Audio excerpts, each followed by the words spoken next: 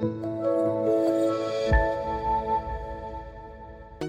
şahitinde böyle uşaktı, yavaş yavaş şimdi böyle uşaktı. Kendi şahitinde böyle uşaktı, yavaş yavaş şimdi böyle uşaktı.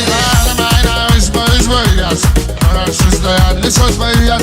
YouTube, Instagram'da siz boyu yaz, Instagram, YouTube'da siz boyu yaz. Reşatlı gelsin de böyle uşaktı, Reşatlı gelsin de böyle uşaktı.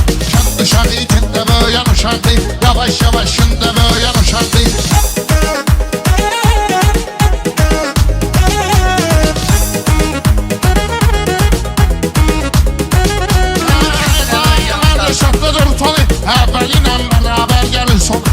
Reşadam yormuşam ev telefon, ben reşadam yormuşam ev telefon. Şimdi sizi bizim de boyan uşaktı, şimdi sizi bizim de boyan uşaktı. Kendi şahitinde boyan uşaktı, yavaş yavaş şimdi boyan uşaktı.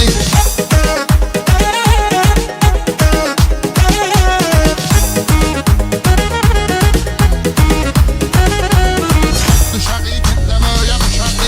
Oldu kimiz var bakaloktan çıkıyor, reşadı görüne bak dur roktan çıkıyor. Yasama uşağı başlısı doktan çık, yasama uşağı başlısı doktan çık. Kapalı zonda karantinde böyle uşak, kapalı zonda karantinde böyle uşak. Kendi şahitinde böyle uşak değil, yavaş yavaş şimdi böyle uşak değil.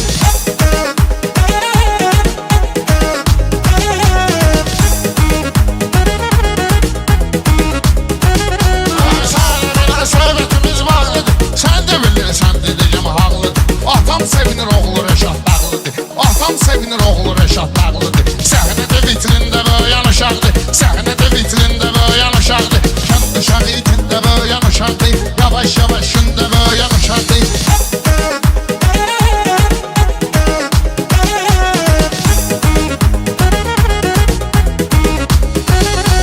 Kendi şahitində böyən uşaqdır, yavaş yavaş şimdi böyən uşaqdır. Kendi şahitində böyən uşaqdır, yavaş yavaş şimdi böyən uşaqdır.